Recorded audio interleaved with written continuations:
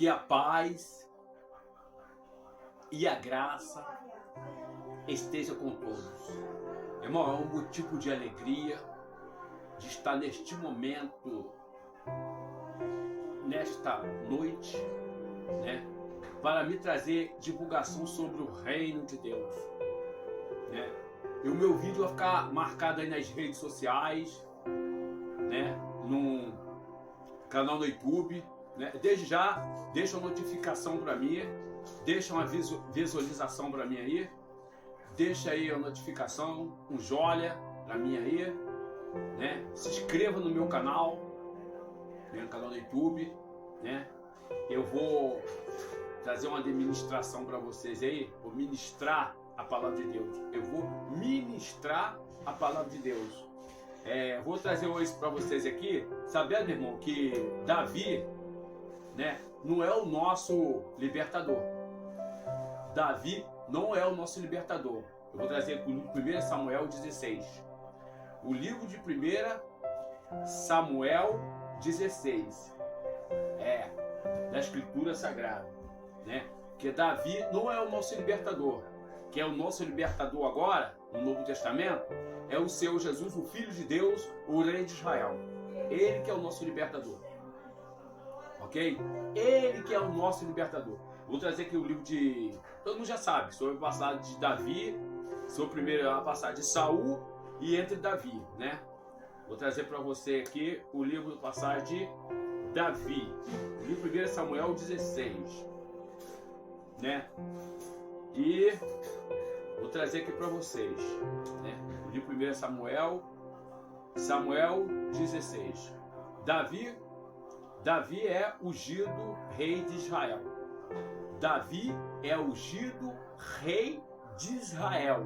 Davi é ungido rei de Israel, né? Então diz o Senhor a Samuel: até quando terá dó de Saul, havendo eu ungido para que não reine sobre Israel? Enche o teu vaso de azeite e envie a Jessé de Belém, porque dentre os seus filhos me tenho por vir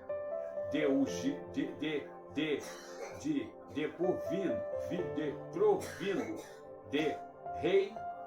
Porém disse Samuel: como irei eu, pois ouvindo Saul, ele me matará. Então disse o Senhor: toma um bezerra da vaca, 2 mãos, e diz: vim para sacrificar ao Senhor. Convidará a Jessé ao sacrifício, e eu te farei saber o que há de fazer. Unge-me, a que eu disse. E fez, pois, o Senhor o que disse o Senhor, e veio a Belém. E então os anciões da cidade saíram ao encontro, tremendo, e disseram: de paz e tua vinda. Amém. Não, irmão, a passagem de Davi,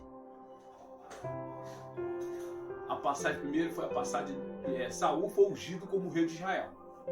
Todo mundo sabe essa história, né? Está escrito no texto sagrado, no livro de 1 Samuel, né, 16. Primeiro quem foi ungido foi Saul. Mas só que Saul desobedeceu à voz de Deus. Saul não obedeceu à voz de Deus, né?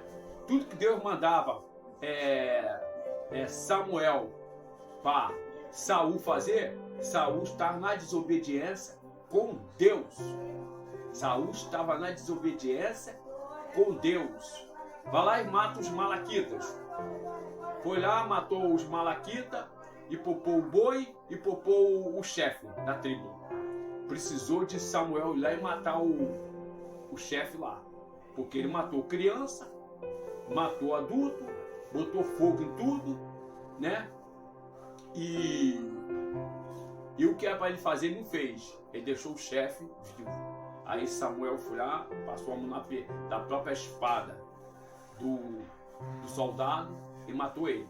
Então, irmão, Deus se arrependeu de ter ungido Saul como rei de Israel.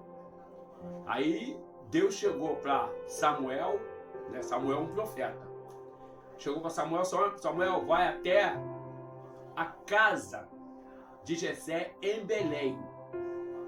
Vai até a casa de Jessé em Belém. Belém é terra de pão, irmão. Cidade de pão. Vai lá, unge o filho daquele homem, né? Jessé de Belém. Samuel foi lá. Mas só que antes de ungir um líder para rei de Israel, tinha que fazer um sacrifício. Matar um cabrito, matar um ovelho, fazer um sacrifício, né? Hoje, no Novo Testamento, precisa fazer isso. Isso foi no Antigo Testamento. Foi lá no Antigo Testamento, no livro de 1 Samuel 16, né?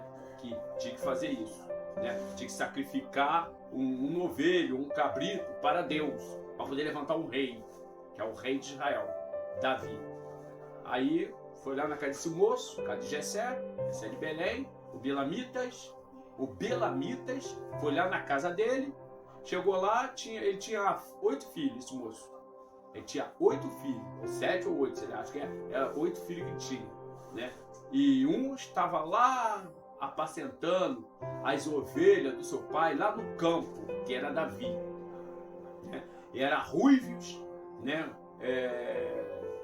Ele era ruivos, né? De boa aparência de semblante, né? E vivia cheio de carrapicho, cheio de curral, né? De ovelha. Foi lá e ungiu. Primeiro ele mandou um dos mensageiros lá buscar o menino. Ele mandou um dos mensageiros lá buscar o menino, né? E Samuel chegou para os filhos de Jessé, o Belamita, falou assim, ó, ninguém vai comer nessa mesa enquanto não trazer o menino, porque muito antes disso Samuel esteve lá na casa desse Jessé de Belém, o Belamita, e falou assim, olha, nenhum desses daqui passou todos eles pelo Samuel, o profeta Samuel. Não foi nenhum deles que teve testificação. E Samuel não teve nenhuma testificação sobre dos 7 que passou. Aí, você só tem só esses filhos aí só? O Jessé de Belém, o Belamita. Eu tenho o mais menor da casa. Eu quero ser o mais menor da casa, irmão. Você quer o mais menor da casa? Eu quero ser o mais menor da casa. Vai lá e busca o mais menor da casa. Enquanto não trazer o mais menor da casa, ninguém vai se sentar na mesa para comer. Primeiro, vai lá e busca. E ele já sentiu testificação. Samuel sentiu a testificação. Quando Jessé de Belém, o Belamita, falou que tem o mais menor da casa, eu quero ser o mais menor da casa, irmão. Eu não quero ter cargo, não. Cargo de presbítero, diácono, evangelista, presbítero, evangelista, diáconos.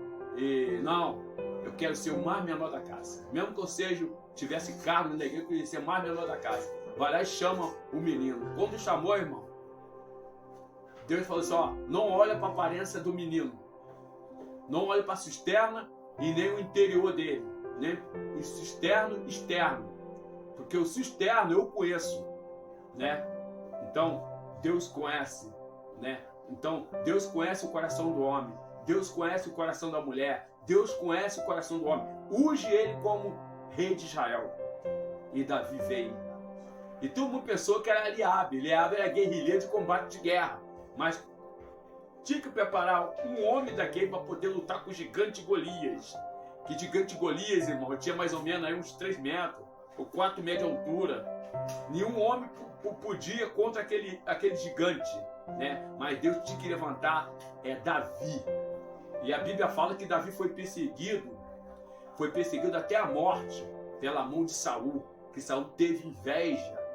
O espírito da inveja está dentro da igreja também, irmão. Inveja do teu talento, inveja de você ser músico, inveja de você ser um baterista, inveja de você ser um tecladista, inveja de você ser um guitarrista, inveja de você ser um adorador, tá? Aí dentro da igreja tem muitos espíritos de invejoso do pregador, né? Que o pregador prega mais do que ele, prega melhor do que ele, prega menos. Então, irmão, é por aí afora. Então, isso aí tem muito dentro da igreja. A verdade é essa. Tem muito dentro da igreja isso aí, tá? Isso aí tem que acabar. Isso aí tem que acabar. Fazer digitação, fazer exibição de seus irmãos. Irmão, o preconceito hoje não está só lá fora no mundo, não. Dentro da igreja também tem muito preconceituoso. Tem muito preconceituoso. Além de ser negro e além de ser branco, eles têm preconceito, tá? Preconceito de você, irmão. Preconceito de você, irmão. Tem preconceito de você, irmã. A irmã é uma profeta que profetiza. A irmã é uma mulher de Deus usada. Então, o diabo, ele é sujo. Ele é imundo. Então, por isso que a Bíblia fala no livro de Ezequiel 28:14, que ele queria ser mais do que Deus. Ele queria sentar acima do Altíssimo. Queria sentar em cima da cadeira do Altíssimo. Mas não se prevaleceu. Virou lixo. Virou mulambeiro. Foi expulso do céu e está entre nós, embaixo da sola dos nossos pés. Então, irmão, isso aí, muita inveja dentro da igreja. Inveja do tocador, inveja do músico, inveja do pregador, inveja de uma mulher que profetiza, do irmãzinho que profetiza, a irmãzinha que Deus usa muito. Mulher é um ser muito especial para Deus, quando está na presença de Deus. Não é quando está lá fora, não. Quando está na presença de Deus, ela é muito especial para Deus. Eu vejo muitas mulheres aí usadas por Deus, mulheres profetas que profetizam, né, na igreja. Tem muitas mulheres especiais, tá? Vocês, mulheres, ó, merecem um coração. Mulheres na presença de Deus. Um coraçãozinho para vocês aí, ó. Vocês merecem. Vocês merecem ser uma mulher de Deus. Quantas vezes Deus já usou varoa para mim? Eu vou chegar, vou duvidar da profecia da varoa, tá? Vamos pedir, irmão, confirmação a Deus, né? Vamos pedir confirmação a Deus. Deus, usa outro vaso. Se é de Deus mesmo, eu não estou duvidando, não. Estou sendo igual o Tomé, não. Mas se é de Deus mesmo, que Deus está usando a varoa aí, vai ter que se bater tudinho. Tem que bater tudinho a técnica, o que está acontecendo comigo, né? Com você também, tá, meu? Está do meu lado e me assistindo. Ah, você que está no canal do YouTube aí, você que está me assistindo no canal do YouTube, você que está me assistindo no Facebook, Instagram, tá? Né? No TikTok, tá? Que Deus abençoe vocês nessa noite, tá? Que vocês não deixem de ser manipulados por qualquer pessoa que vem falando coisas por coisa de você, porque você é uma pessoa muito preciosa para Deus. Você é precioso para Deus. Ó, agora vocês aí que estão afastados do caminho do Senhor, que não decidiu voltar para a casa do Senhor, volta para Jesus. Você que está em Bangu 1, Bangu 2, detenção penitenciária, você que está aí dentro da cela aí, nessa cela fria aí, que essa cela fria aí não foi preparada para você e nem para ninguém, tá? Essa cela aí foi preparada para quem? Foi para Satanás, aquele que foi expulso do céu, tá? Ele que tem que estar aí dentro, não é você não. Você tem que estar cá fora fazendo a obra de Deus. Deus tem pressa de você, varão ou varoa que está aprisionado aí nessa cadeia fria aí, porque você está aí porque você está pagando pelos seus crimes que você cometeu cá fora, pelos seus exatos que você cometeu cá fora. É por isso que você está pagando pelo que você está fazendo aí. Mas nós temos um advogado, nós temos um juiz, e tem juiz do juiz, advogado dos advogados, que possa arrancar você daí de dentro, tá? Pode arrancar você daí de dentro. Deus pode usar a lei, tirar você daí de dentro e você fazer diferença cá fora. Não voltar a fazer o que você fazia antes. O que Jesus falou para aquela mulher adúltera? Vai e não peque mais. Vai e não peque mais. Eu aceitei Jesus em 1994. Eu tinha 22 anos. Eu tinha 22 anos, tá?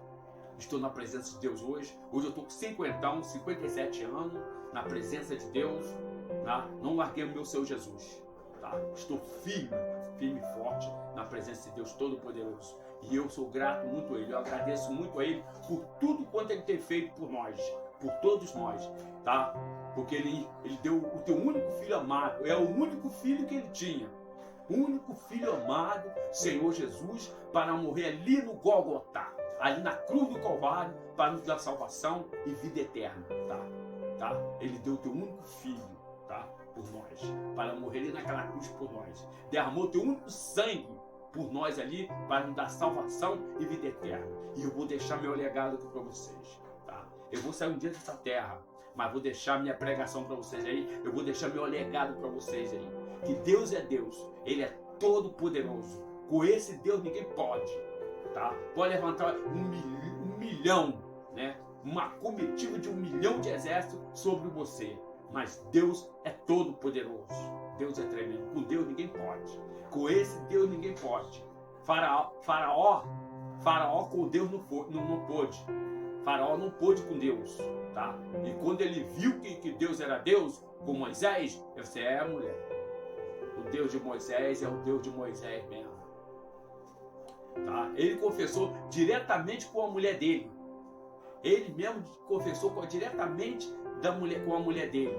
O Deus de Moisés é o Deus de Moisés. O nosso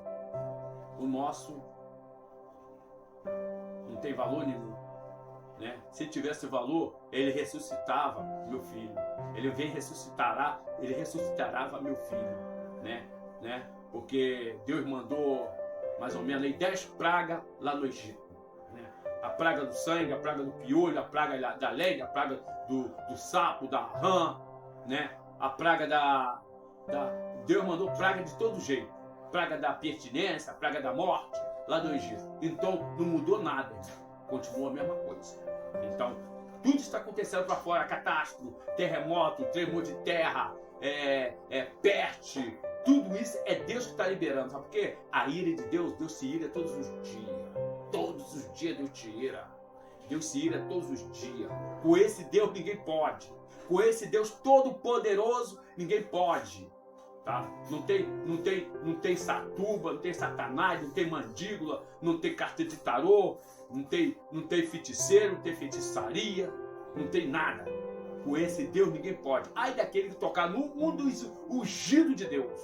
Ai daquele que tocar um dos ungidos de Deus. Só de tocar. Cuidado, nosso Deus todo-poderoso. O Deus de Israel, o Deus do nosso povo, tá? Saul foi até o fim para tentar destruir a vida de Davi. E Saul estava na mão de Davi. Se Davi tivesse de matar Saul, ele matava, porque ele foi lá, teve com Saul perto de Saul dormindo.